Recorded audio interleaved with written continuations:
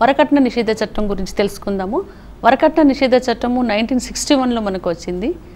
అసలు సమాజంలో జరిగేటటువంటి క్రైమ్ రేట్ పెరగడానికి కారణము ప్రతి ఒక్క క్రైమ్ రేట్లో అంటే మహిళలపైన జరిగేటటువంటి క్రైమ్స్లో వరకట్నం అన్నది అంతర్గతంగా ఉంటుంది.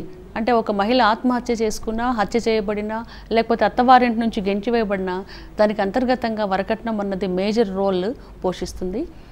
ఈ వరకట్నం అనేది మన సమాజంలో అనాది కాలం నుండి వస్తున్నటువంటి దురాచారము. ఎంతోమంది కూడా వరకట్నాన్ని నిషేధించాలని చెప్పేసి పోరాడారు. చిట్ట చివరకు చట్టరూపేణ మనకు 1961లో చట్టంగా వచ్చింది. ఈ చట్టంలో చాలా స్పష్టంగా చెప్పబడింది వరకట్నం తీసుకుంటే, వరకట్నం ఇస్తే ఎలాంటి శిక్షలు విధించేటటువంటి అవకాశం ఉన్నది అని. అన్నిటికన్నా ముందు అసలు వరకట్నము అంటే ఏమిటి అన్న విషయాన్ని సెక్షన్ 2 మనకు విశదీకరిస్తుంది. ఇంకొకటి, వరకట్నము అంటే అది వివాహానికి సంబంధించినటువంటిదై ఉండాలి. అది వివాహం ముందు ఇవ్వచ్చు, వివాహ సందర్భంలో ఇవ్వచ్చు, వివాహం తర్వాత కూడా ఇవ్వచ్చు. ఇది వరకట్నానికి సంబంధించినటువంటి డెఫినిషన్. వధూవరులు వరకట్నం ఇచ్చినా, వరకట్నం తీసుకున్నా కూడా సెక్షన్ 3 ఆఫ్ దిస్ యాక్ట్ ప్రకారము అది నేరం అవుతుంది. నేరం రుజువైన పక్షంలో 3 సంవత్సరాల జైలు శిక్ష పడుతుంది. దాంతోపాటు జరిమానా కూడా విధించేటటువంటి అవకాశం ఉంటుంది. అంటే ఈ జైలు శిక్ష అన్నదాన్ని 3 నుండి 5 సంవత్సరాలు, తక్కువ కాకుండా జైలు శిక్ష, కొన్ని సందర్భాల్లో 5 సంవత్సరాలకు ఎక్కువ జైలు శిక్ష కూడా వేసేటటువంటి అవకాశం ఉంటుంది. అంతేకాకుండా ఎంతైతే కట్న రూపేణ డిమాండ్ చేశారో అంత ధనాన్ని జరిమానా రూపంగా విధించేటటువంటి అవకాశం కూడా ఉంటుంది. ఇంకా సెక్షన్ 4 ప్రకారము వరకట్నపు డిమాండ్ కూడా అది నేరం అవుతుంది అని చెప్పారు. దానికి 6 నెలల నుండి 2 సంవత్సరాల వరకు శిక్ష పడేటటువంటి అవకాశం ఉన్నది. తర్వాత section 4A dowry prohibition act ఏమని చెప్తుందంటే అడ్వర్టైజ్మెంట్స్ కూడా నేరమే అని చెప్తుంది.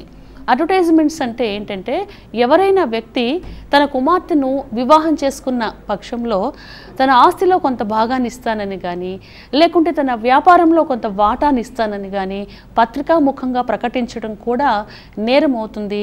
దీనికి కూడా శిక్ష పడేటటువంటి అవకాశం ఉంటుంది. కాకుంటే ఆ వివాహ సందర్భంగా ఇచ్చినటువంటి కానుకలు అంటే గిఫ్ట్స్, ఇతర వస్తువులు ఇవన్నీ కూడా వరకట్నం కింద పరిగణించబడవు అని చట్టంలో చెప్పబడింది. ఇంకొకటి section 6 of dowry prohibition act ఏం చెప్తుందంటే, ఒకవేళ వివాహ సందర్భంలో ఏదైనా ఆస్తి కానీ, ఏదైనా డబ్బు కానీ వరునికి ఇచ్చిన పక్షంలో అతడు దానిని తీసుకున్న 3 నెలల లోపల, అంటే వివాహమైన 3 నెలల లోపల అమ్మాయి పేరు మీద అంటే భార్య పేరు మీద ట్రాన్స్ఫర్ చేయాలి అని ఈ చట్టంలో చాలా స్పష్టంగా చెప్పబడింది. కాకుంటే ఈ వరకట్నపు కేసులను ఫైల్ చేసినప్పుడు ప్రూవ్ చేసుకోవడం చాలా కష్టం అవుతుంది. అందువలననే ఎవరైనా వరకట్నము ఇస్తున్నప్పుడు దాన్ని చెక్ రూపేణా కానీ, డ్రాఫ్ట్ రూపేణా కానీ ఇవ్వాలి. ప్రాపర్ సాక్ష్యాధారాలు దగ్గర పెట్టుకోవాలి. ఎందుకంటే ఇంత కట్నం ఇచ్చామని ప్రూవ్ చేసుకోవడం కోర్టులో చాలా కష్టమైనటువంటి వ్యవహారం. కాబట్టి ఈ కేసు నిలబడాలి, వరకట్నపు కేసు నిలబడాలి, వరకట్నం ఇచ్చినట్లు రుజువు చేసుకోవాలని భావించిన పక్షంలో దానికి తగినటువంటి సాక్ష్యాధారాలు ముందు మనము సేకరించుకోవాలి. అంటే కీడెంచి మేలించాలి. చాలామంది వివాహం చేస్తున్నాము, సంతోషంగా కట్న కానుకలు ఇస్తున్నామని చెప్పేసి ఇటువంటి ముఖ్యమైన జాగ్రత్తలు తీసుకోవడం మర్చిపోతూ ఉంటారు.